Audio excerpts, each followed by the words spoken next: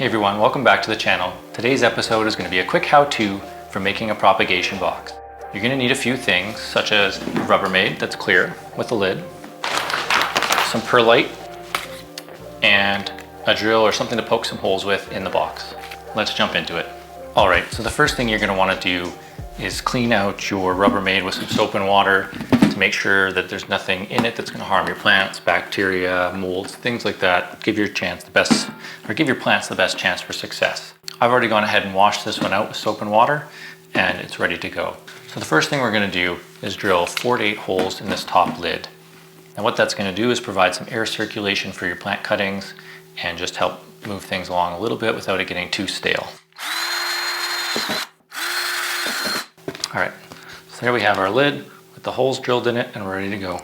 The next thing we're going to do is we're going to add our perlite.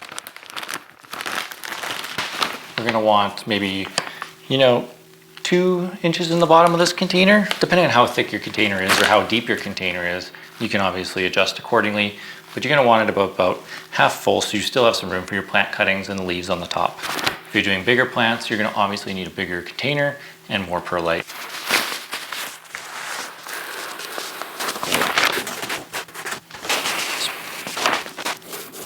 Alright, so I've got my perlite in here, got a good thick layer of it so I can stick my cuttings in, and now we're going to add some water.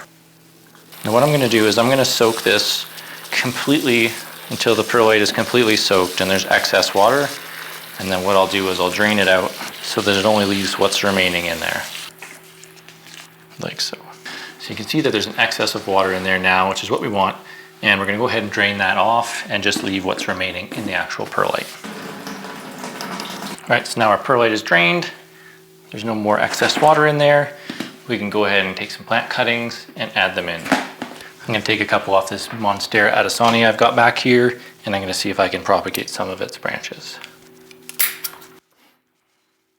So I've got this little Monstera Addisoni vine that I'm going to cut up, and I'm just going to leave the sections of the node. So nodes right here.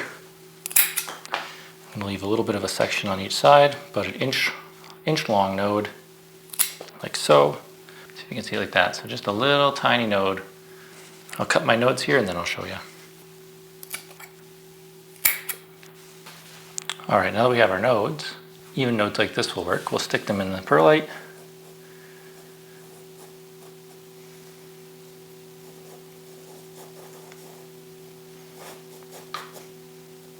If they've got leaves, I'm leaving leaves above the layer of the perlite, but if not, I'm just sticking them in. I'm going to put them all on this one side because I'm going to cut some off my Maranta prayer plant and I'm going to put them on the other side here. So you just basically want to stick it in so it's covering a node or so, and then you should be good to go. And you can close this up, wait 1 to 2 weeks, and come back and check and see if you got some plants. Okay, so there you have it, guys. Just a quick video on how you can make your own propagation box using some perlite. I've had better success with perlite than I have with using moss, and it's a little bit easier to get as well and pretty cheap. So that's it. A couple things.